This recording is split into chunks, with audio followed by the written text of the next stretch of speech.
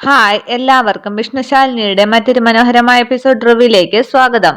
ഇപ്പോൾ കാണിക്കുന്നത് സത്യഭാമയുടെ വീടാണ്. അവിടെ എവിടേക്കോ പോകാനായി ഒരുങ്ങിയിറങ്ങുകയാണ് വിഷ്ണു. അന്നേരം പ്രീതി വിളിക്കുകയാണ്, ഏട്ടാ. എന്താടി? ഏട്ടൻ എന്നോട് ക്ഷമിക്കണം. ഏട്ടൻ എന്നോട് ഇത്രയും സ്നേഹമുണ്ടെന്ന് എനിക്ക് മനസ്സിലായില്ലായിരുന്നു. മനസ്സിലായില്ല എന്ന് വിഷ്ണു പറയുമ്പോൾ പ്രീതി പറയുകയാണ്, ഒന്നിച്ച് ജീവിക്കാൻ അമ്മമാർ സമ്മതിക്കാത്തത് കൊണ്ട് ഞാനും അർജുനേട്ടനും എവിടെയെങ്കിലും പോയി സന്തോഷത്തോടു കൂടി ജീവിക്കാൻ നിർദ്ദേശിച്ചത് വിഷ്ണുവേട്ടനാണ്. അതിനു വേണ്ട എന്ത് സഹായവും ചെയ്തു തരാമെന്നും പറഞ്ഞു. പക്ഷെ എന്റെ ഉള്ളിൽ ഒരു സംശയമുണ്ടായിരുന്നു. ഏട്ടന് അമ്മയോടല്ലേ ചായ്വ് കൂടുതൽ? സഹായം ചോദിച്ചാൽ അമ്മയെ ഏട്ടൻ വിവരമറിയിച്ചാലോ എന്ന് ആ ഒരു നിമിഷമെങ്കിലും ഏട്ടനെ ഞാൻ സംശയിച്ചു. അതിനാണ് ഞാനിപ്പോൾ മാപ്പ് ചോദിക്കുന്നത്. തിരിച്ചുകൊണ്ട് വിഷ്ണു പറയുകയാണ്, ഏയ് അതൊന്നും സാരമില്ല. സാരമുണ്ട്. ഏട്ടൻ എന്നെ മനസ്സിലാക്കിയിട്ടും ഞാൻ അർജുനേട്ടനൊപ്പം പോവുകയാണ് എന്ന് മനസ്സിലാക്കിയിട്ടും ഏട്ടൻ എന്നെ സഹായിക്കുകയായിരുന്നു.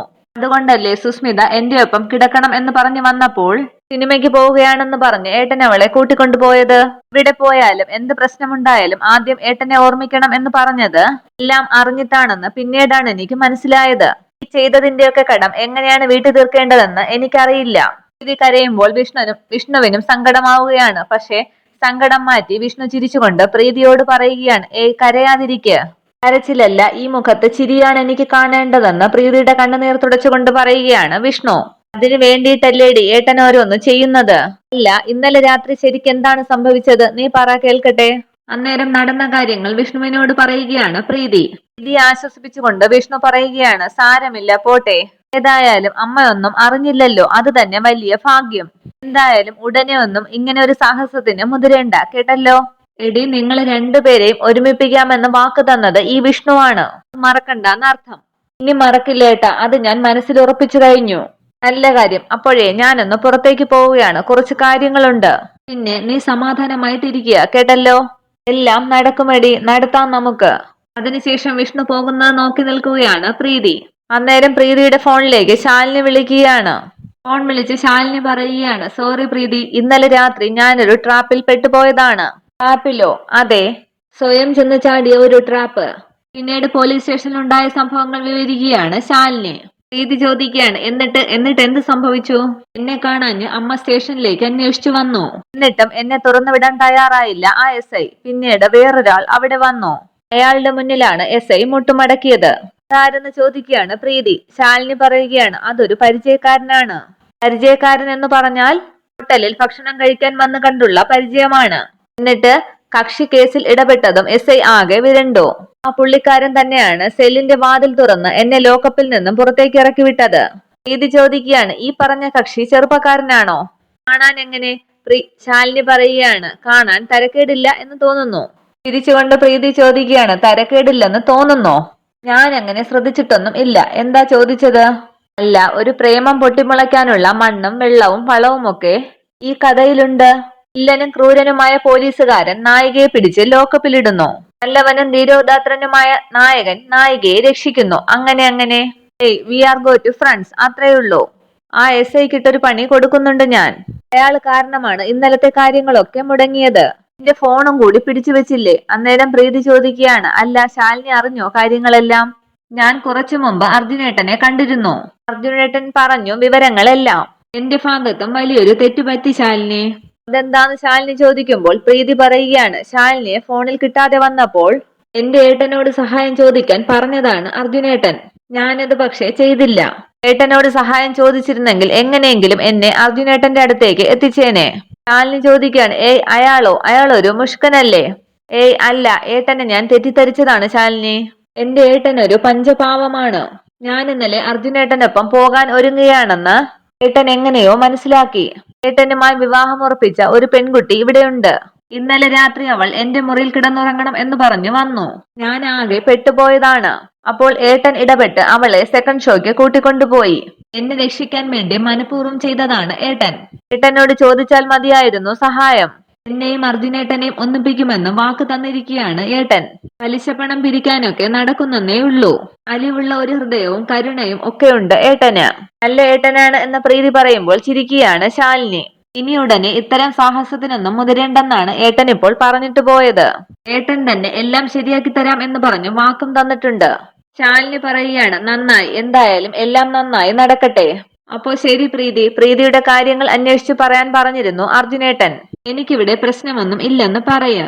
ശരി, എന്നാൽ ഞാൻ വയ്ക്കുകയാണ്. ഫോൺ വെച്ച ശേഷം ശാലിനി കരുതുകയാണ്, സത്യഭാമയുടെ ഗുണ്ടാമകന് ഇങ്ങനെ ഒരു മുഖമോ? ഒരു പിടിയും കിട്ടുന്നില്ലല്ലോ ഈ കക്ഷിയെ. ഒന്ന് നേരിട്ട് കാണാൻ പറ്റിയിരുന്നെങ്കിൽ കുറച്ചുകൂടി മനസ്സിലാക്കാമായിരുന്നു. വരട്ടെ, ഇനിയും സമയം കിടക്കുകയല്ലേ. പിന്നീട് കാണിക്കുന്നത് രാത്രി ഓട്ടോയിൽ പോകുന്ന ശാരദാമ്മയാണ്. ശാരദാമ്മ പറയുകയാണ്, ബൈജു ഒന്ന് സ്പീഡിന് വിട്, ബ്ലോക്ക് എന്ന് പറഞ്ഞ് ഇപ്പോൾ തന്നെ ഒരുപാട് താമസിച്ചു. ഒന്നും മനഃപൂർവ്വമല്ലല്ലോ ശാരദാമ്മേ, ഇതിപ്പോ സമയം പാതിരാത്രിയൊന്നും ആയില്ലല്ലോ. അങ്ങനെ പറയാൻ പാടില്ല ബൈജു. ഇത് അനാഥാലയത്തിലേക്കുള്ള കുഞ്ഞുങ്ങൾക്കുള്ള ഭക്ഷണമാണ്. ആഴ്ചയിൽ ഒരു ദിവസം കുടുംബശ്രീയിൽ നിന്നാണ് അവിടേക്ക് ഭക്ഷണം എത്തിക്കുന്നത്. അത് ഞാൻ തന്നെ കൊണ്ടു കൊടുക്കുകയും വേണം. ഇത് കഴിക്കുമ്പോൾ ആ കുഞ്ഞുങ്ങളുടെ മുഖത്തൊരു സന്തോഷം കാണണം. അത് കാണുമ്പോഴുള്ള നിറവൊന്നു വേറെയാണ് എന്നൊക്കെ സന്തോഷത്തോടു കൂടി പറയുകയാണ് ശാരദാമ്മ. ബൈജു പറയുകയാണ്, അതൊക്കെ ശരി തന്നെ, പക്ഷേ കാശ് കുറെ കളയുന്നുണ്ട് ശാരദാമ്മ എന്നേ ഞാൻ പറയുന്നുള്ളൂ. അത് കളയുന്നതായിട്ട് കൂട്ടേണ്ട ബൈജു. അനാഥർക്കും അഗതികൾക്കും എന്ത് കൊടുത്താലും അത് 100 മടങ്ങായിട്ട് തിരിച്ചു കിട്ടുമെന്ന് ഉറപ്പല്ലേ. സ്വന്തം ഭക്ഷണത്തിൽ കുറവ് വന്നാലും അവരുടെ കാര്യത്തിൽ ഒരു കുറവും വരാൻ പാടില്ല. കുടുംബശ്രീ എന്ന് തുടങ്ങിയോ അന്നു മുതലുള്ള പതിവാണിത്. അതേസമയം റോഡിലൂടെ പോകുമ്പോൾ ആ ഓട്ടോയ്ക്ക് കുറുക്ക് വയ്ക്കുകയാണ് ബാലചന്ദ്രന്റെ വണ്ടി. ബൈജു ഓട്ടോയിൽ നിന്ന് ഇറങ്ങി ചോദിക്കുകയാണ്, ആരെടാ അത്, എന്ത് തോന്നിയാസമാണ് കാണിക്കുന്നത്? കാറിൽ നിന്നും ഇറങ്ങിയ ബാലചന്ദ്രൻ പറയുകയാണ്, ഡാ അങ്ങോട്ട് മാറി നിൽക്കടാ, ഇത് സീൻ വേറെയാണ്. ബാലചന്ദ്രനോ എന്ന് ശാരദാമ്മ പറയുമ്പോൾ കാർ തുറന്ന് പുറത്തേക്ക് ഇറങ്ങി വരികയാണ് രാജേശ്വരി. ഓട്ടോയുടെ അടുത്തേക്ക് വന്ന രാജേശ്വരി പറയുകയാണ്, കെട്ടില്ലമ്മ ഒന്ന് ഇറങ്ങണം, ഞങ്ങൾക്ക് ചിലത് പറയാനുണ്ട്. ഓട്ടോയിൽ നിന്നിറങ്ങിയ ശാരദാമ്മ ചോദിക്കുകയാണ്, എന്താണ് രാജേശ്വരി നിങ്ങൾക്ക് വേണ്ടത്? വേണ്ടത് എന്താണെന്ന് നിനക്കറിയില്ലേ ശാരദേ? എന്റെ പണം തന്നെ, 10 ലക്ഷം രൂപ. ആ പണം മടക്കി തരാമെന്ന് പറഞ്ഞതാണല്ലോ ഞാൻ. ഇപ്പോൾ തരാമെന്ന് പറയാൻ തുടങ്ങിയിട്ട് കാലം കുറച്ചായില്ലേ. നോക്ക്, നീ നിശ്ചയിക്കുന്ന സമയത്തല്ല എന്റെ പണം എനിക്ക് വേണ്ടത്. എന്റെ പണം ഞാൻ നിശ്ചയിക്കുന്ന സമയത്ത് എനിക്ക് മടക്കി കിട്ടണം. അതാണ് ന്യായവും നീതിയും. നോക്ക് രാജേശ്വരി, അലമാരയിൽ പണം അട്ടിയിട്ട് വെച്ചിട്ട് കടം പറയുന്നതല്ല ഞാൻ, കയ്യിലില്ലാത്തത് കൊണ്ടാണ്. എങ്കിലും ഓരോ ചില്ലിത്തുട്ടും പണിയെടുത്ത് വീട്ടാമെന്ന് എനിക്ക് ഉറപ്പുണ്ട്. അതാണ് തരാമെന്ന് പറയുന്നത്. അതിനിടയിൽ ഇതുപോലുള്ള സിനിമാ സ്റ്റൈലിൽ തടയലും ഭീഷണിയും ഒക്കെ ബോറാണ് എന്ന് പറയുകയാണ് ശാരദാമ്മ. തിരിച്ചുകൊണ്ട് രാജേശ്വരി പറയുകയാണ്, എന്റെ 10 ലക്ഷം രൂപ നക്കിയെടുത്തിട്ട് നടു റോഡിൽ നിന്ന് ചിലയ്ക്കുന്നത് കണ്ടില്ലേ? നമ്മള് സിനിമാ സ്റ്റൈല് കാണിക്കുവാണെന്ന്. പണ്ട് 10 ലക്ഷം രൂപ കളവ് പോയെന്നും പറഞ്ഞ് അവധി ചോദിക്കാൻ വന്നപ്പോൾ പറയാനും കാല് പിടിക്കാനും വരെ തയ്യാറായി നിന്നവൾക്ക് ഇപ്പോൾ നാക്കുമുളച്ച് പന്തലിട്ടിരിക്കുകയാണ്. ബാലചന്ദ്രൻ പറയുകയാണ്, ഫുഡ് ഫെസ്റ്റിവൽ നടത്താൻ നാട്ടുകാരടക്കം കൂടെ നിന്നില്ലേ ചേച്ചി? അതിന്റെ അഹങ്കാരം. എന്ത് കന്നന്തിര് കാണിച്ചാലും അവരെ ആരും തൊടില്ല എന്നുള്ള മിഥ്യാധാരണ.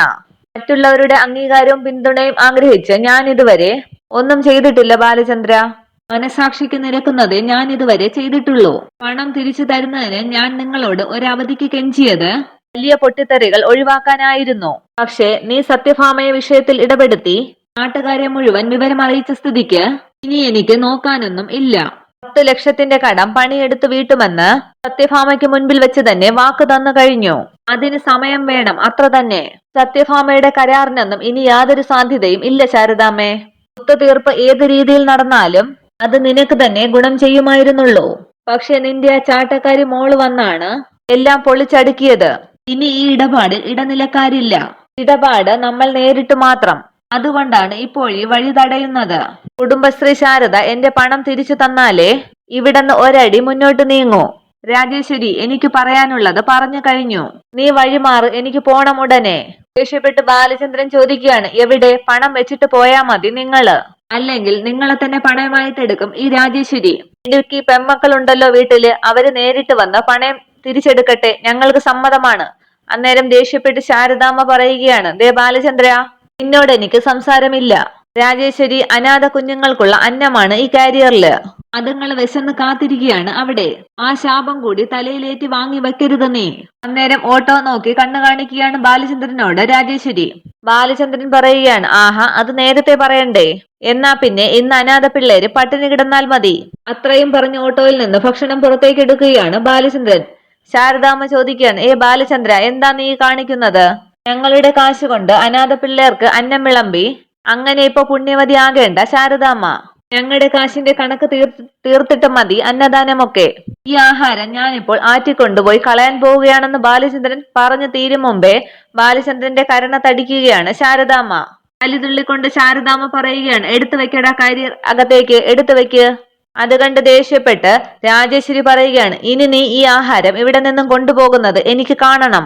അരിയും തിന്ന് ആശാരിച്ചിയും കടിച്ചിട്ട് പട്ടിക്ക് പിന്നെയും മുറുമുറുപ്പോ. ബാലചന്ദ്ര, എടുത്തു വെക്കടാ കാരിയർ ആ ഡിക്കിയിലേക്ക്. ബാലചന്ദ്രനും ശാരദാമ്മയും തമ്മിൽ പിടിവലി നടക്കുമ്പോൾ അവിടേക്ക് എത്തുകയാണ് ACP. ACP ചോദിക്കുകയാണ്, ഇതെന്താ നടു റോഡിൽ? ശാരദാമ്മ പറയുകയാണ്, ഞാൻ അനാഥാലയത്തിലേക്ക് കുഞ്ഞുങ്ങൾക്കുള്ള ഭക്ഷണവുമായി പോവുകയായിരുന്നു മോളെ. വണ്ടി വഴിയിൽ നിർത്തി ഇവരെന്നെ തടഞ്ഞു. ഒപ്പം ഈ കാരിയറും എടുത്ത് അനാഥ കുഞ്ഞുങ്ങൾക്കുള്ള ഈ ഭക്ഷണം ഇവൻ ആറ്റിലൊഴുക്കണം എന്ന് പറഞ്ഞ് വഴക്കുണ്ടാക്കുകയാണ്. ACP ചോദിക്കുകയാണ്, ആരാ ഇവര്? അത് മനസ്സിലായില്ല. ശാരദാമ്മ പറയുകയാണ്, ഇതാണ് രാജേശ്വരി, അത് അവളുടെ അനിയൻ ബാലചന്ദ്രൻ. മുന്നോട്ട് വന്ന ACP പറയുകയാണ്, ഓ അത് ശരി, അപ്പോ ഇതാണ് രാജേശ്വരി കുഞ്ഞമ്മ. ഞാൻ വിശദമായൊന്ന് പരിചയപ്പെടാൻ ഇരിക്കുകയായിരുന്നു, പക്ഷേ മനസ്സിലുറപ്പിച്ചിരുന്ന സ്ഥലം ഇതല്ലെന്ന് മാത്രം. ചിരിച്ചുകൊണ്ട് രാജേശ്വരി പറയുകയാണ്, സന്തോഷം. ശാരദയുടെ കുടുംബശ്രീ ഫാൻസിലെ മെമ്പറായ ഒരു അസിസ്റ്റന്റ് കമ്മീഷണർ ഓഫ് പോലീസ് ഇവിടെ ചാർജ് എടുത്ത വിവരം ഞാൻ അറിഞ്ഞിരുന്നു. പക്ഷേ നമ്മൾ തമ്മിലുള്ള വിശദമായ പരിചയപ്പെടൽ അത് നിങ്ങൾ ആഗ്രഹിക്കുമ്പോഴല്ല, ഞാൻ ആഗ്രഹിക്കുമ്പോൾ ആയിരിക്കും. സ്ഥലവും സമയവും രാജേശ്വരി തീരുമാനിക്കും എന്നർത്ഥം. ACP പറയുകയാണ്, ഡയലോഗൊക്കെ സൂപ്പറാണ്, പക്ഷേ കുടുംബശ്രീ ഫുഡ് ഫെസ്റ്റിവലിന് അലമ്പുണ്ടാക്കാൻ വന്ന ചെക്കന്മാർ അവരുടെ നാവിൽ നിന്ന് രാ എന്നൊരു അക്ഷരം വീണാൽ മതി രാജേശ്വരി. നിങ്ങളെ കൊണ്ടുപോകാനുള്ള ആടയാഭരണങ്ങളും അകമ്പടിക്കാരുമായി നിങ്ങളുടെ വീട്ടുപടിക്കലുണ്ടാകും. നിന്റെ ഈ മയിൽവാഹനം എന്ന് പറഞ്ഞ് വണ്ടി ചൂണ്ടിക്കാണിക്കുകയാണ് ACP. അത് വിശദമായി നമുക്ക് പിന്നീട് സംസാരിക്കാം. ഇപ്പോൾ തൽക്കാലം നിങ്ങൾ വണ്ടി എടുത്ത് പോകാൻ നോക്ക്. രാജേശ്വരി പറയുകയാണ്, അങ്ങനെ അങ്ങ് പോകാൻ പറ്റില്ലല്ലോ ശ്രീരഞ്ജിനി മാഡം. ഒരു കാര്യത്തിന്റെ തീർപ്പറിഞ്ഞേ ഞാൻ ഇവിടുന്ന് പോകൂ. രാജചന്ദ്രൻ പറയുകയാണ്, അതെ, ചേച്ചിയുടെ കയ്യിൽ നിന്ന് 10 ലക്ഷം രൂപ വാങ്ങി വെച്ചിട്ടുണ്ട് ഈ ശാരദാമ്മ. ഇപ്പോൾ ഞങ്ങൾക്കത് തിരിച്ചു വേണം. അതിനൊരു പരിഹാരം ആദ്യമുണ്ടാകട്ടെ, എന്നിട്ട് പോക്കും വരവുമൊക്കെ തീരുമാനിക്കാം. ശാരദാമ്മ പറയുകയാണ്, പണം ഞാൻ വാങ്ങിയെന്നുള്ളത് സത്യമാണ് മോളെ. അത് തിരിച്ചു കൊടുക്കാമെന്ന് മുമ്പേ പറഞ്ഞുറപ്പിച്ചതാണ്. രാജേശ്വരി പറയുകയാണ്, അങ്ങനെ ഒരു ഒഴുക്കുമട്ടിൽ പറഞ്ഞാൽ പോരാ, ഇന്ന് തരുമെന്ന് കൃത്യമായിട്ട് പറയണം. അത് പറഞ്ഞിട്ടേ ഇവിടെ നിന്ന് അനക്കമുള്ളൂ. അല്ല, ശാരദാമ്മയുടെ വക്കീലിനെ പോലെ ഇപ്പോൾ ഇവിടെ നിന്ന് ഘോരഘോരമായി പ്രസംഗിച്ചതല്ലേ ശ്രീരഞ്ജിനി മാഡം? ഇനി ഇത് എവിടത്തെ നാട്ടു നടപ്പാണെന്ന് ഒന്ന് പറയേ. പല സാമ്പത്തിക തർക്കങ്ങളും നിങ്ങൾ ഒത്തുതീർപ്പാക്കിയിട്ടുണ്ടാകുമല്ലോ.